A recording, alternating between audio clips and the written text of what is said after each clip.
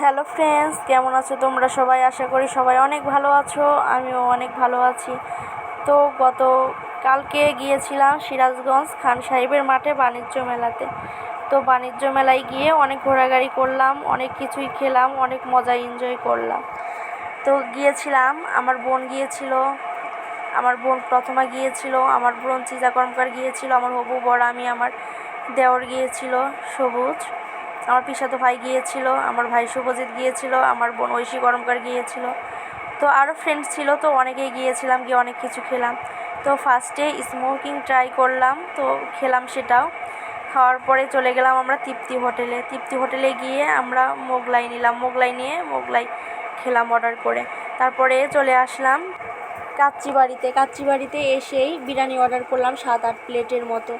তো তারপরে এই যে আমাদের বিরিয়ানি অর্ডার করলাম, বিরিয়ানি দিয়ে গেল। তো ওই পাশে বসছিল, জায়গা ছিল না জন্য হবু বর আর দেবর বসছিল, আর এখান দিয়ে আমরা সব ভাই বোনরা বসেছিলাম।